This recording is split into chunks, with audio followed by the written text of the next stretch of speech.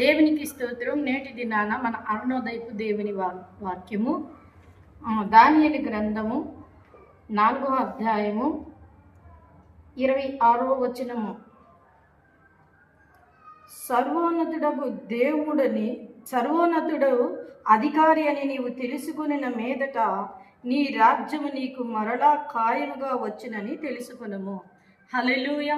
దేవుడే, యేసుక్రీస్తు వారే సర్వోన్నతుడని నువ్వు తెలుసుకుంటే నీవు ఏదైతే పోగొట్టుకున్నావు, ఇక్కడ నెబుకద్నెజరు తన రాజ్యాన్ని పోగొట్టుకుంటాడు. అయితే నీవు నీ కుటుంబం అనే రాజ్యము, నీ ఉద్యోగం అనే రాజ్యము, నీ పరిస్థితులు అనే రాజ్యం ఏదైతే నువ్వు పోగొట్టుకున్నావో అది మరలా నీ దగ్గరికి నిశ్చయముగా వచ్చునని దేవుడు నీకు సెలవిస్తూ ఉన్నాడు. అది ఖాయం అంట, అంటే అది స్థిరత్వం ఆయన దృఢీకరించారన్నమాట.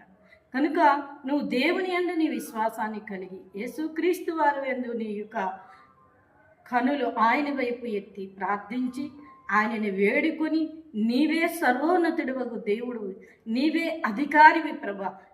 నా అధికారాన్ని కోల్పోయాను ప్రభా, నా అధికారి మరలా నాకు దయచేయి ప్రభా అని నీ ఉద్యోగం కొరకు, నీ కుటుంబం కొరకు ఏదైనా కావచ్చు, నువ్వు దేవునిని అడిగినట్లయితే ఆయన ఖచ్చితంగా నువ్వు కోల్పోయినది ఆయన నీకు ఇచ్చి నిన్ను ఆశీర్వదించి అనేకులు ఎదుట హెచ్చుగా ఉంచి ఆయన నిన్ను దీవిస్తారు. కనుక అరుణోదయాన లేచిన వెంటనే వాక్యాన్ని పట్టుకొని నీ జీవితాన్ని ప్రారంభించు.